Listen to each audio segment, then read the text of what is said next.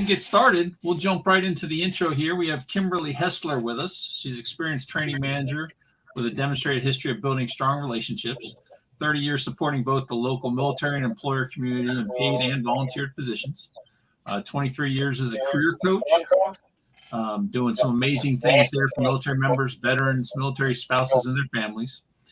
Foster strategic relationships with public, private, state, and federal government, higher education institutes, behavioral health organizations, legal professionals, faith-based organizations, military installation support services, and military service organizations across the nation. She does a ton of volunteer work to support the military and veterans as well. Kimberly, how are you doing today? Looks like you're having the same technical issues we've been having all day long. Yes, it seems I'm having a tad bit of technical issues, but I was able to switch my computers and get on with you guys. It's a beautiful day in Colorado Springs, and life is good.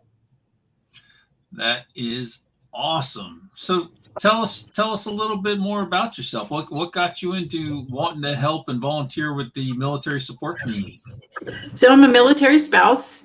And when we PCS to Colorado Springs, there weren't any it was a very down economy, so there weren't a lot of opportunities. And I had been at MacDill Air Force Base, where we stood up the first family support center, and had experience there. And so I thought, well, I can't find a job, so I'm going to go volunteer where I know that I'll find at least friends, right?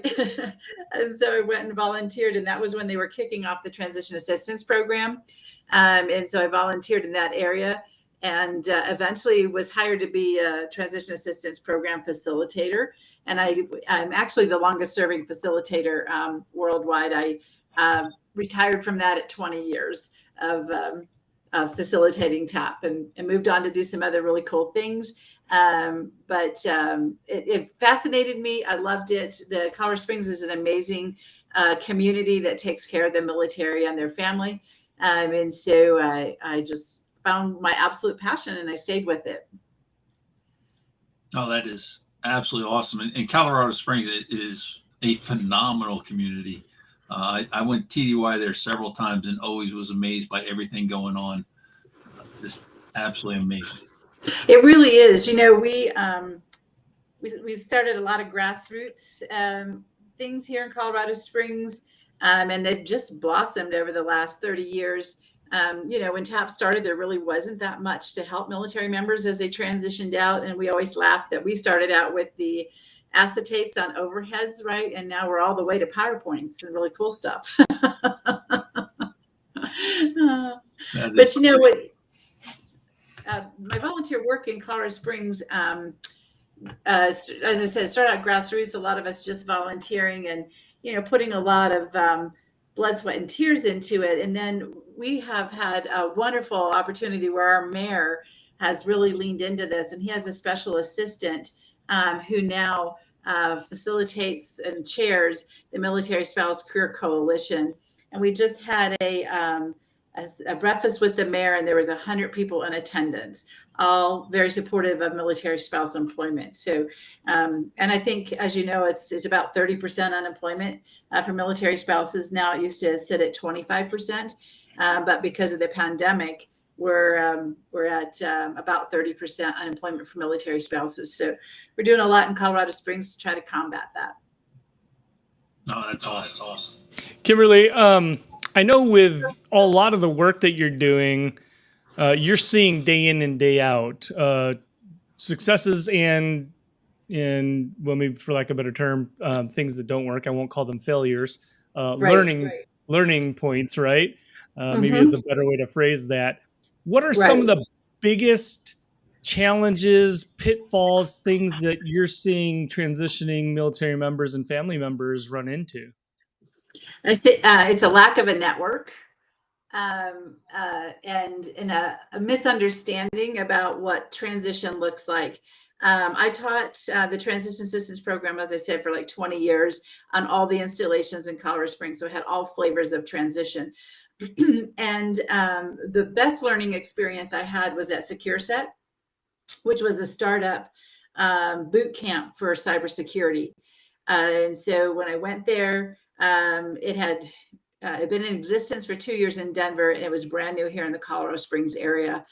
And really what I discovered was that in the military, right, you have your network, you know the process, and it is very process oriented, right? It's you do A, B, C, and D, and you get promoted.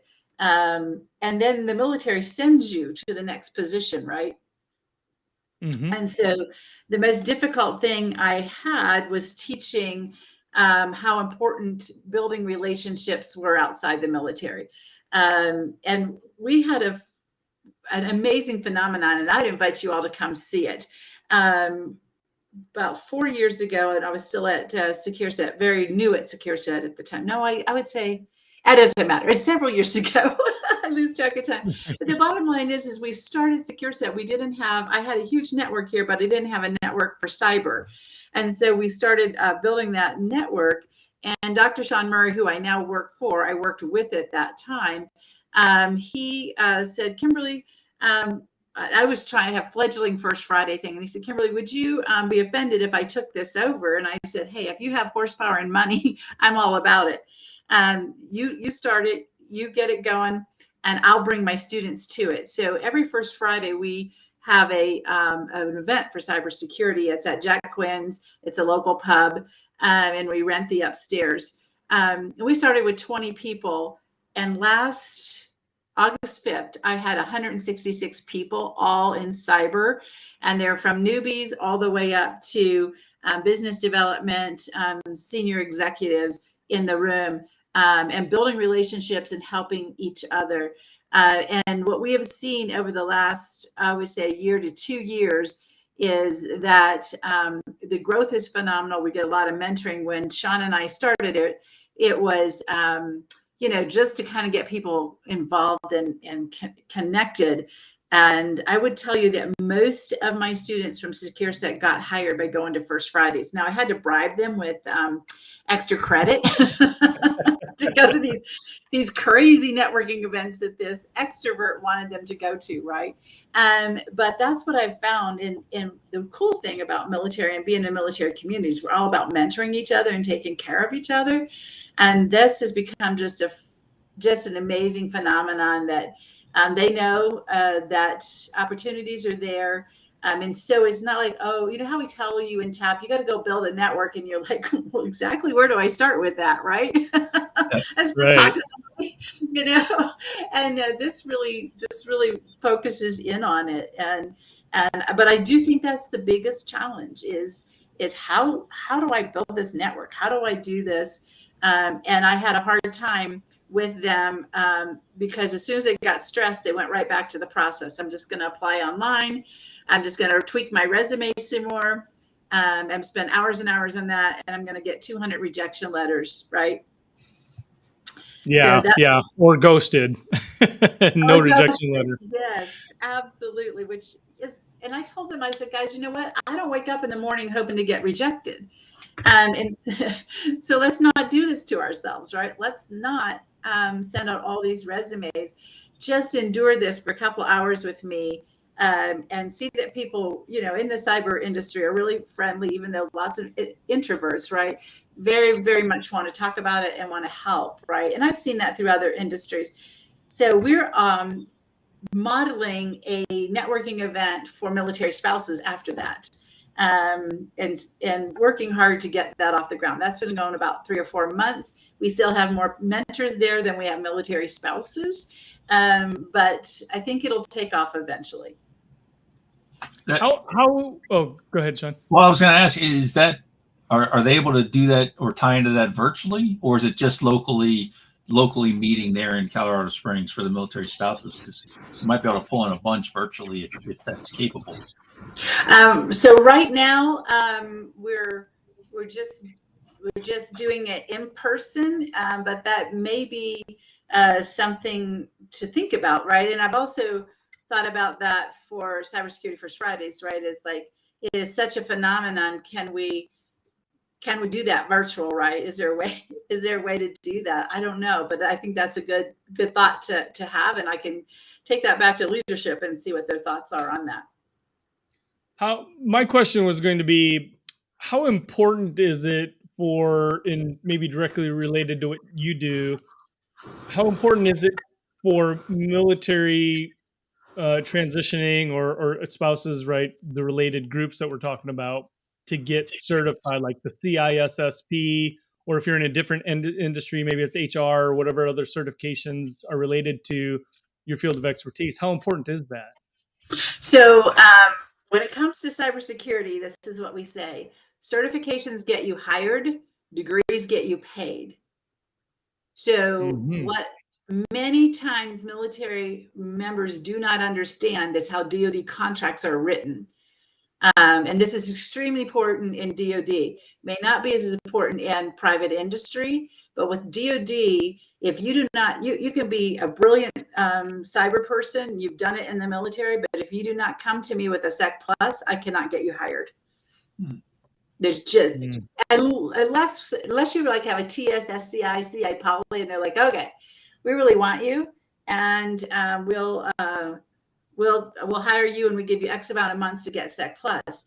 And please foot stomp this. It's called COOL, Army COOL, Navy COOL, Air Force COOL, Marine Corps COOL. All these certifications are in there for free. Yep. Absolutely. And they can be taken this prior to coming out, right? And if you come out and you don't have this, it even, what bothers me is, yes, and I maybe exaggerated a little bit. You have to have TS, SCI, CI poly. They'll take a chance on somebody with a secret, but you put yourself in a really, really stressful situation of, okay, I hired you. You have 90 days to get a Sec Plus. I just did this with a lady. She was so stressed out because if she didn't pass that Sec Plus, she couldn't keep the job.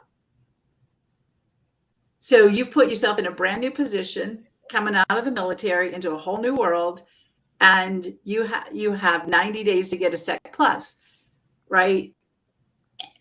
And it's one of the, it's not an easy test, right? A plus, Net Plus, those are kind of more basic, but Sec Plus, and then once you get Sec Plus, CEH and CISSP, CISSP is extremely difficult. So I encourage people, and we sell certifications, but we're not going to sell something to you that you could have got when you're in the military. If you're still in the military, we're going to say, go get your Sec Plus in the military, get your basics. And then when you're coming out, then come to us for CISSP.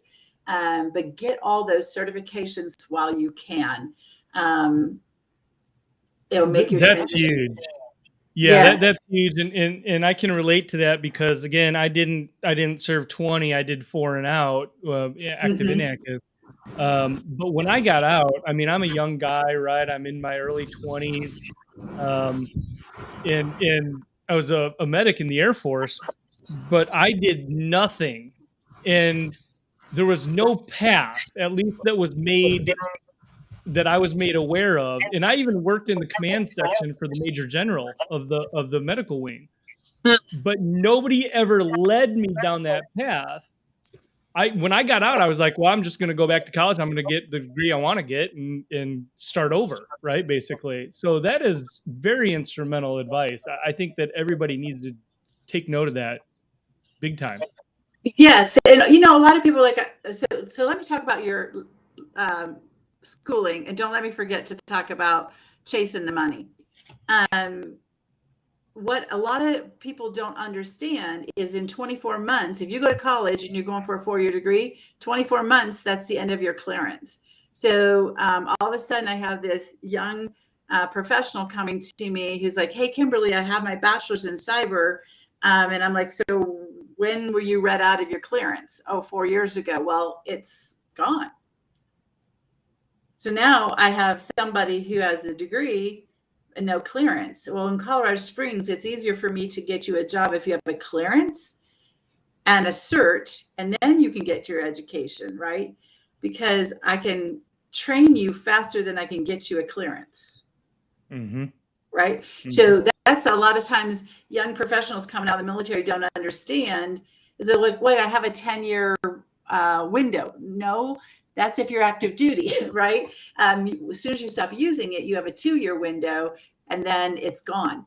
Now, I will say post-COVID, they are doing a lot more, especially in the cyber world, to go back and clear people and can get it faster than they normally could before that. But that I think is a huge foot stomp too. Be really, really careful, going to school and letting your clearance lapse.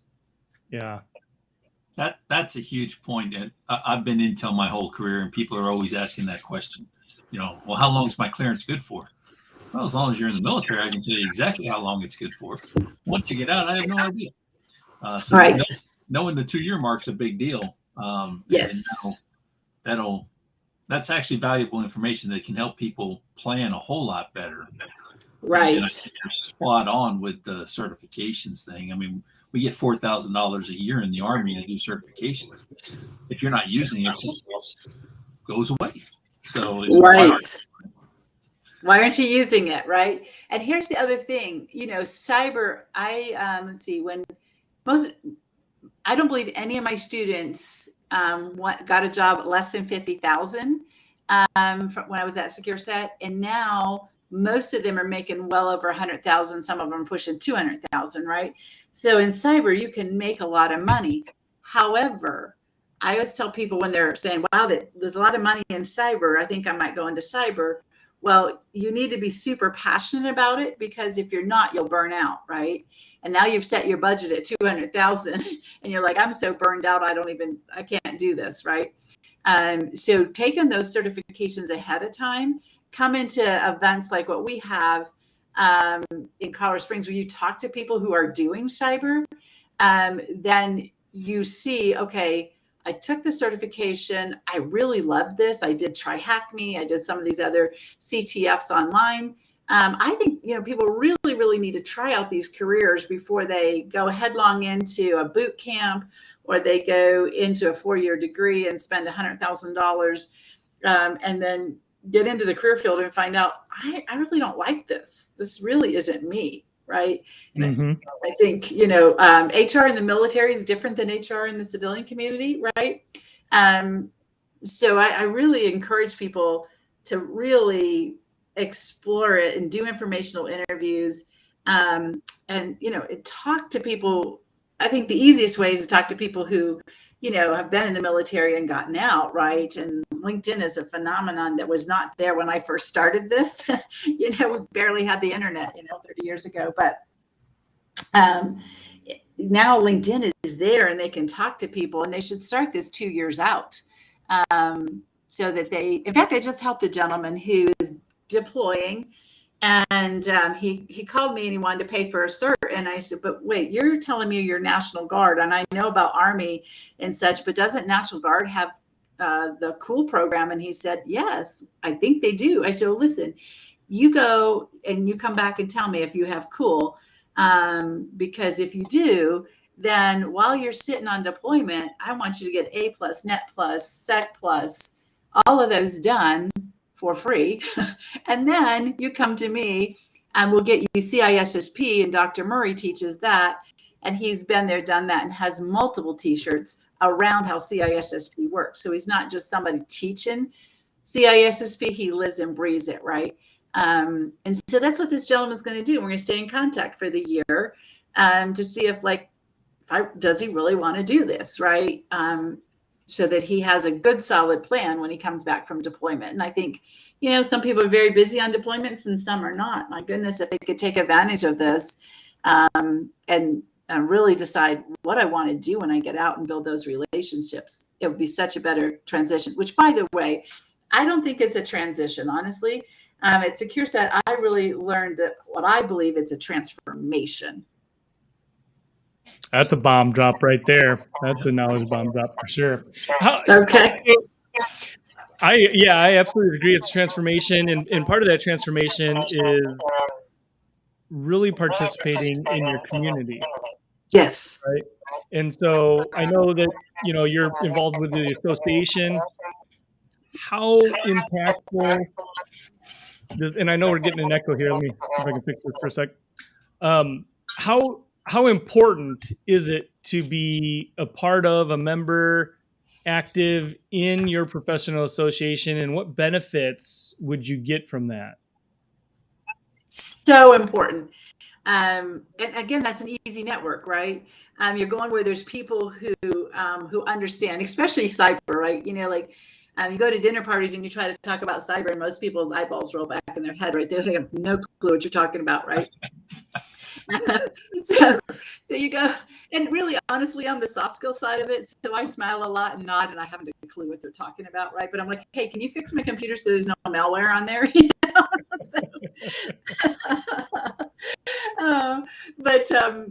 So yeah, so I am the VP of membership for ISSA here, and this is so crucial. I find that it's harder in my generation. I mean, I'm 60 years old, right? And it was a big joining. You joined groups, you joined professional organizations, and then I found the younger groups didn't understand that and weren't mentored to do that, right? And so as we have built ISSA here in Colorado Springs, they've done a phenomenal job of making it interesting to the young professionals. And there's so many things available. So they do, if you're a member, free test prep for CISSP, free test prep for SEC Plus. We have 2 free cyber symposiums a year, right?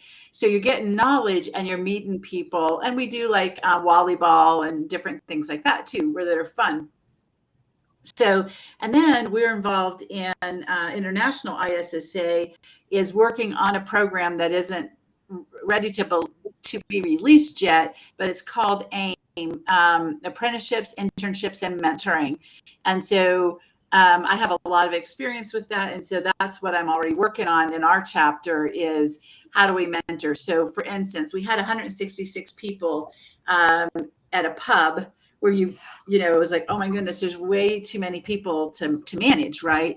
And so what we're talking about is, okay, how do we have a bigger venue, not in that pub, we can't handle, more than 166, but move that to a bigger venue and then have a mentoring that we do at Jack Quinn's, where we can do speed mentoring. It's just like speed dating, but you put mentors at a table and 3 or 4 people there. And then every 20 minutes, you move them mentors. So those are the kind of things that we're doing. So, and when I'm talking about mentors, these are senior leaders that we're attracting to come to our events. So you may be a newbie and you're talking to a lead on a contract, hiring managers all across the board. And of course, we also mix it up and put people in who are in different arms of cyber, because it's just like healthcare. If you say I want to go into healthcare, well, there's lots of tracks, right? Same thing with cyber. There's lots of tracks. So those, we partner with ISSA for our First Friday.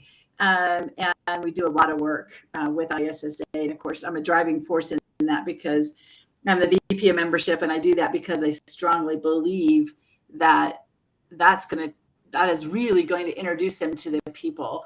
And really, honestly, in my experience, especially in cyber, it's about who you know, and you'll get through the process to get a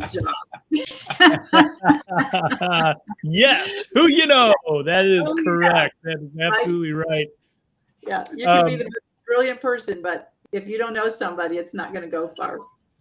Yep. Yeah, your network is your net worth. That's for sure. Oh, absolutely.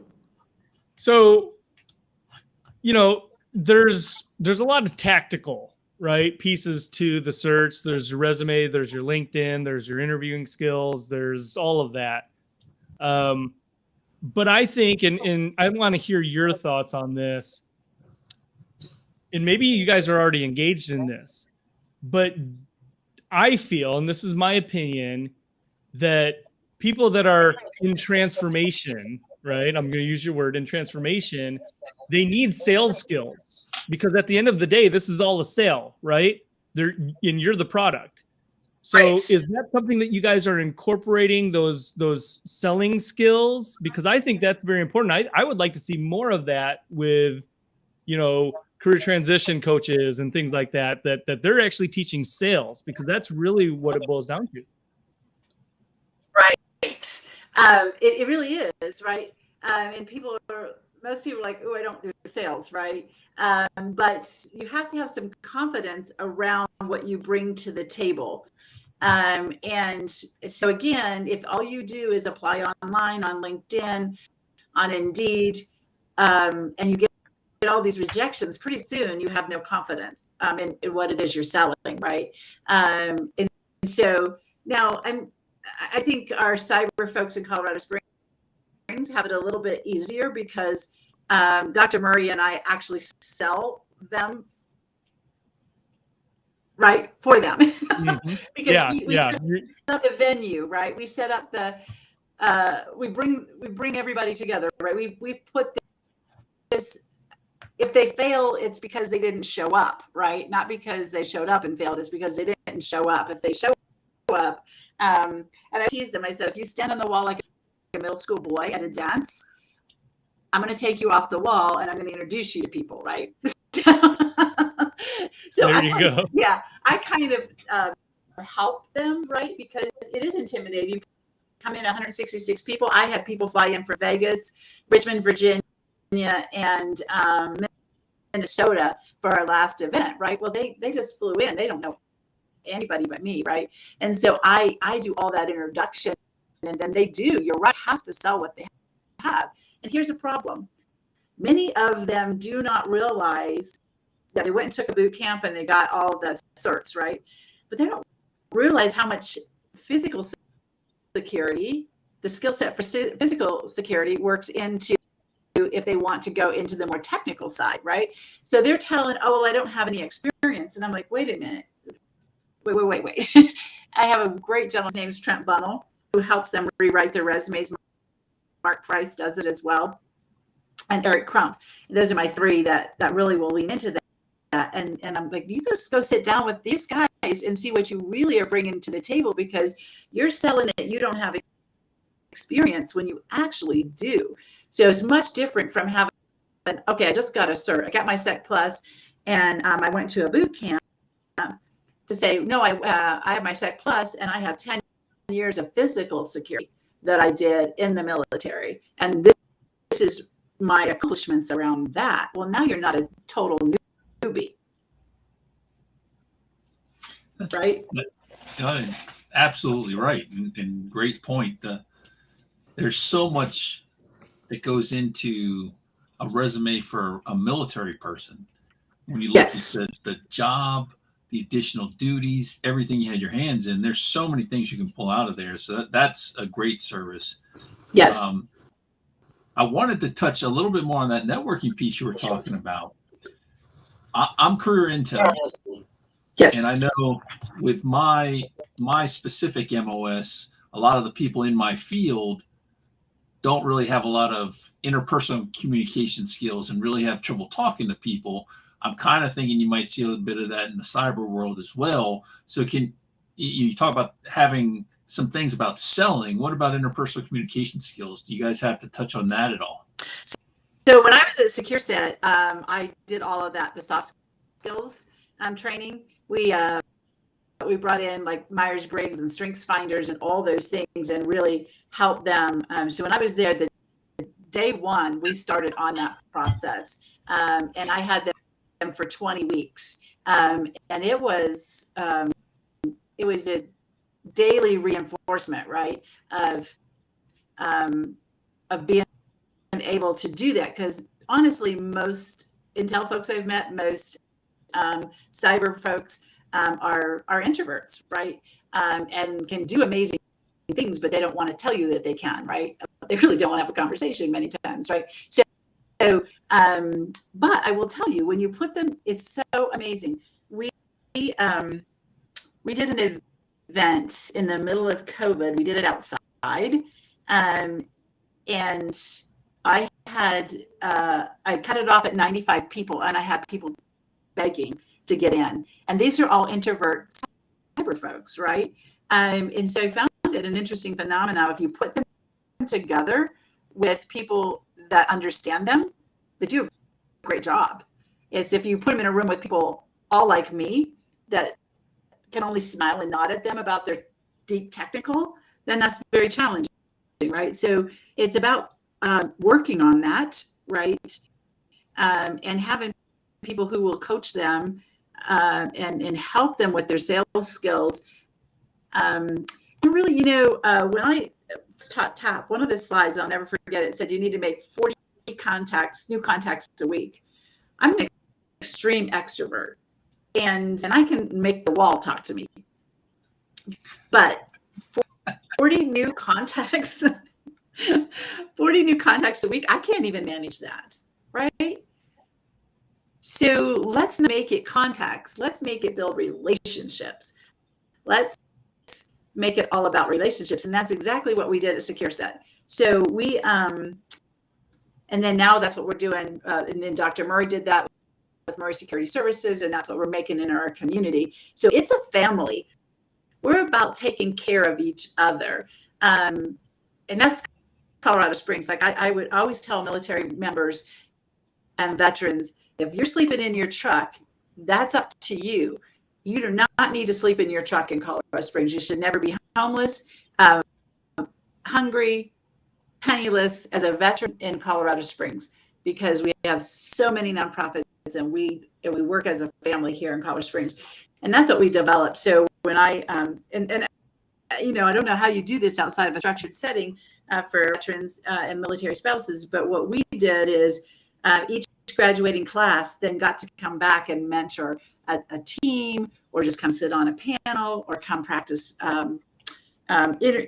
practice interviews. We did all of that, and I really think that's the success of our cyber folks here in Colorado Springs, is because we could really get our arms around that and create a family in this process. I would just love to have you guys come. It's just hard to explain how this works, but you really don't see anybody left on the sidelines if they show up at an event, and we take care of them. And so the professional organizations work into that, right? Like ISSA, yes, I'm the VP of membership, but our president of ISSA shows up at the First Friday events too, right? So it's just an amazing family, like you experience in the military, where you take care of each other and you make sure everybody has what they need to succeed. Yeah, there's a lot of career transformation groups in organizations out there, but you could go right to one or two or three of those every single day, and you're getting a lot of the same information, right? There's overlap there. But what a lot of people don't understand is you got to go where in network, right? Primarily where people have jobs, right? All those other people are working. Where do you want to be? Do you want to be in a room full of people that are looking for a job in network, or do you want to be in a room full of people that have jobs in network? And that's what professional associations represent. Absolutely. And, honestly, I say be really, really careful where you get advice, because if somebody hasn't either lived this with military or done it themselves, they don't really understand the depth, right? When I say transformation, I had a great warrant officer sit down with me when we had the boot camp, and he's like, Kimberly, let me just kind of explain to you what we're going through. We just got back from deployment. We haven't really lived with our family all that much over the last several years with all the deployments. We're in a boot camp that's 8 hours a day with 3 hours of homework. So let's talk about this. And so he really was instrumental in helping me as I built the program. Like, we really need to wait. What is it? That's the challenge here. Well, the challenge is you are not transitioning. If I left Murray Security Services tomorrow and I went to another corporation, that's a transition. I'm just moving companies.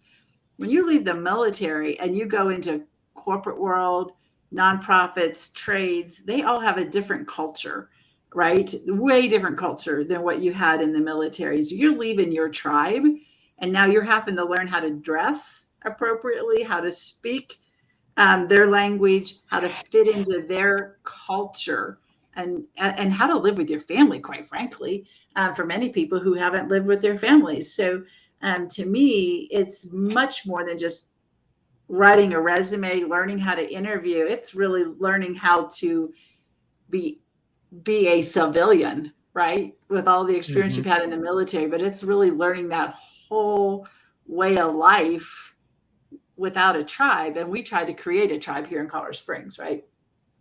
But many people are moving to areas that people don't even know much about the military, right? So they're going into, I don't know, I feel like it's culture shock.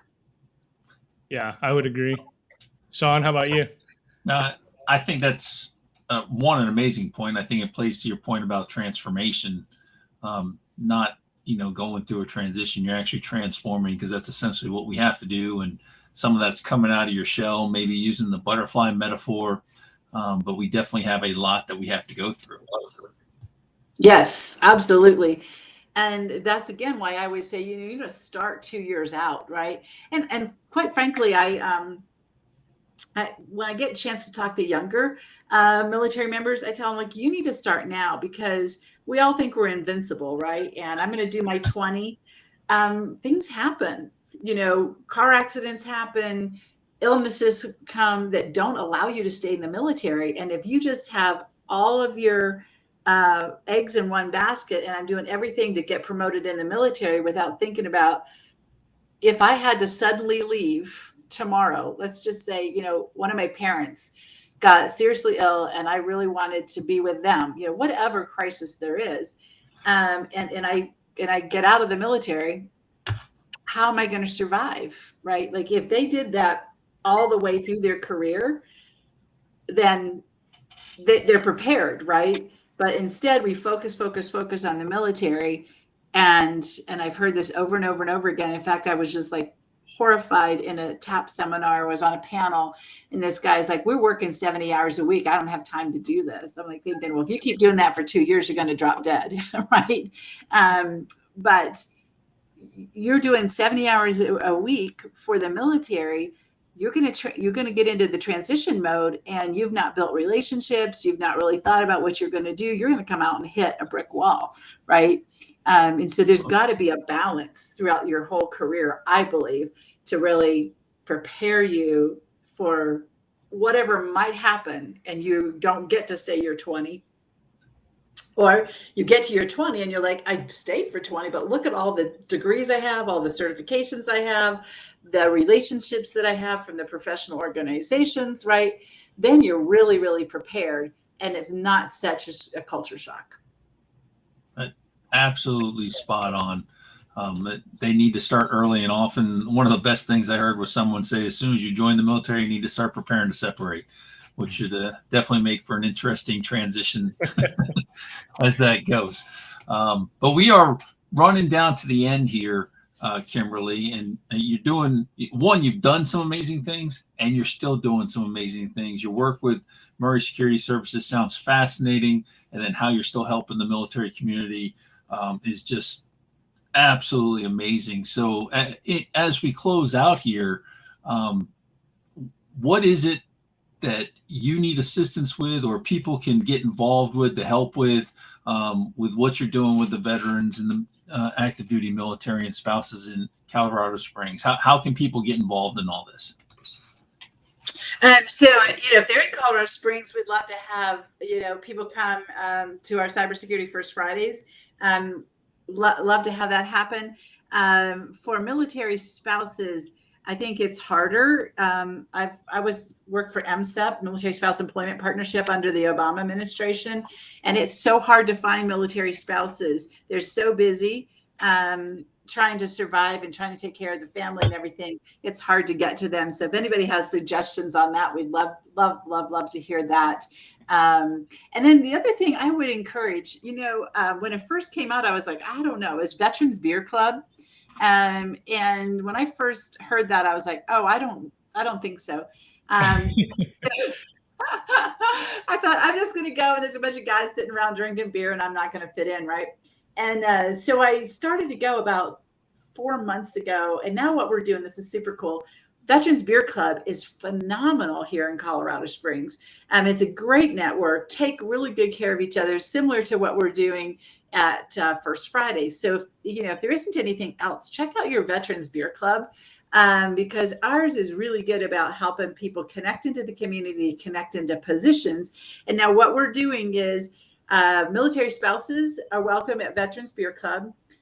Veterans, military members are welcome at military spouse events, so that we're cross-pollinating and helping each other grow these organizations, so that we don't have those miscommunications like, oh, it's just a bunch of guys sitting around drinking beer. No, it's a lot of wonderful professionals coming together and helping the community and getting connected. So if there's not a Veterans Beer Club in your area, start one. Because it's a national nonprofit, right? So those are the things that I would say is get involved. And those of you in the civilian community who didn't serve and want to serve the military community, just let us know and we will help you plug in. Well, I'm looking at that. There's not one in DFW that I can see. So I think that there might be a candidacy for a club to start up in DFW. Well, there you go. Not one in Savannah either, but there is one in Jacksonville where I'm heading. So, if I'm not mistaken, didn't they get their start in Colorado Springs? It could very well could have been. I don't know. I'd have to ask the president of that. But I know we have one in Colorado Springs. I know there's one in Denver, and the one in Colorado Springs always goes to. And this is the other cool thing we do. Typically, we go to veteran-owned businesses and host it at a veteran-owned business. So we showcase the veteran-owned business, support them by, eating or drinking, whatever they have available, right? A lot of microbreweries and those kind of things here, and supporting that community as well as supporting each other, right? So we're boosting a veteran-owned business, getting lots of free marketing for them, and then coming together and helping. And we always share like who has jobs, who has information, where are their grants, which by the way, we have a huge grant out here that I've put almost 100 people through this grant to get cyber certifications. And so we let people know where there's some free money, where there's some free help.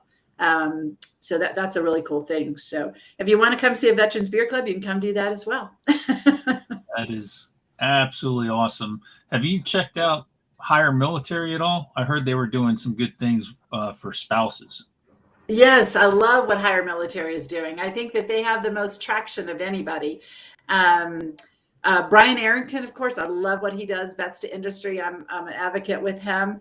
But I would say what I've seen Hire Military do over all my years, and it's, I was a military spouse for 30 years.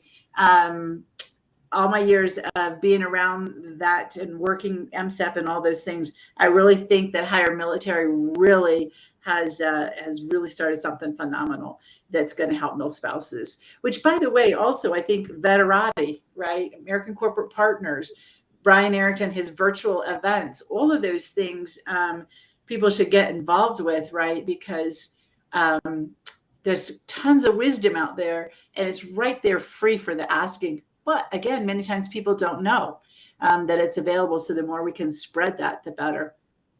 Absolutely. Absolutely. Well, Kimberly, it has been an absolute pleasure having you on here. I love what you got going on out there in Colorado Springs. Absolutely phenomenal. Wish you the best of luck and continued success with this. And thank you on behalf of veterans for everything you're doing. Just absolutely amazing. It's my pleasure. I love it. Get up every day excited to see what we can do today to help everyone. Absolutely. Most definitely. All right. Well, we thank you for coming on, Kimberly. And at this point, we'd like to thank everybody for joining us today in the chat, watching us. Hopefully you stuck with us through all the technical issues. It's been a heck of a day. We managed to pull it off, though. Unfortunately, we did lose one of our guests due to the delays that we had, so we'll try to get Jennifer on at another time. But once again, thank you to everybody for joining us today and for all their support as always. Mark, you got anything as we get ready to head off here? No, I thank you again, Kimberly. Very impactful. For those of you that are out there searching, I do want to give a shameless plug to the workshop, the Who You Know Summit. It is one of the best ways to learn, whether you're military related or not. It's one of the best ways to make sure that you're getting yourself out of the black hole, out of the applicant tracking system, getting yourself noticed, and differentiating yourself in your job search. So I'm going to put this up here just as we're closing here, but here is the link to register and join the summit. Outstanding. I highly recommend that. I learned so much doing that. Big fan of what the summit does. So thank you to all our guests again today. Mark, thank you as always. Great job today. And one of these days we're going to figure out how to keep Murphy from even showing up. That's right. For the title. Thanks, Sean. All right. Talk to y'all later. Thanks for joining. Yeah, there's so many things you said there that